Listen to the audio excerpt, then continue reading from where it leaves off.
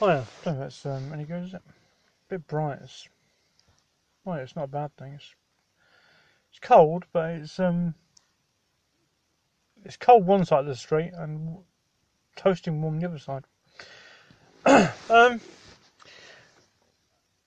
a quick video on digital asset refinancing.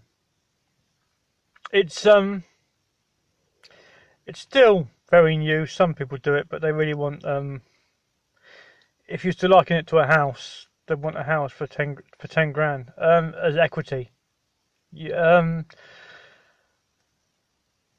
few people actually understand digital assets in a traditional world. We're in a traditional world now where people are actually based on credit score and everything else and previous have you got a job and all that rubbish. Whereas if you got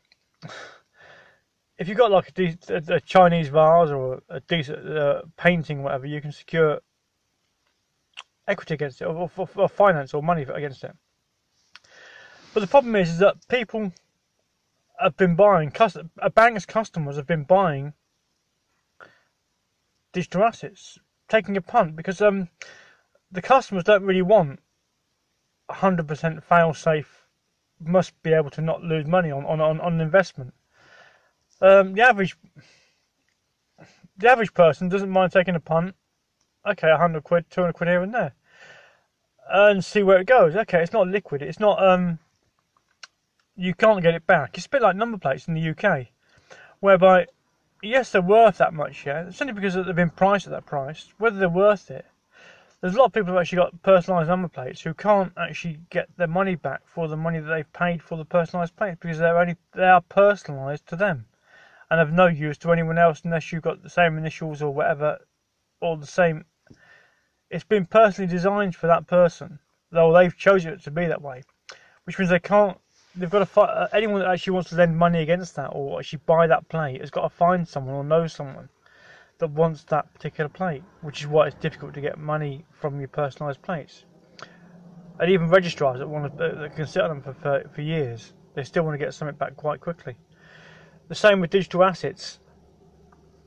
People now there's a lot of people in debt, heavily in debt, but they've got digital assets in one hand and debt in the other, a lot of traditional debt in the other hand.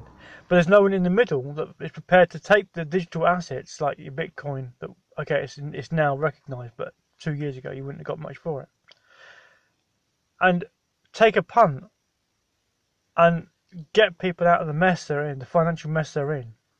No credit check or anything, and take their digital assets and use their digital assets on a hunch that they're worth a few quid down the road and bail them out of the mess they're in now. So there's people now walking around that are heavily in financial debt but sitting on quite a lot of digital assets that no one actually understands or realises.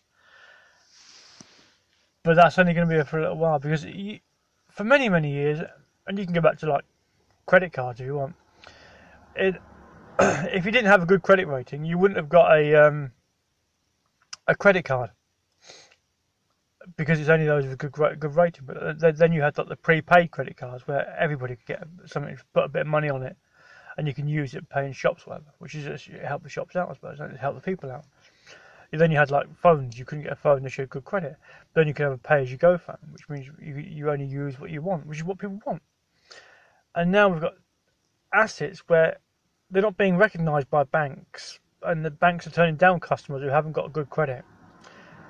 But the banks don't recognise or realise that there is people with a lot of the people that are turning down because they haven't got good credit have got digital assets which the banks don't recognise. So there's people that are in debt that shouldn't really be in debt.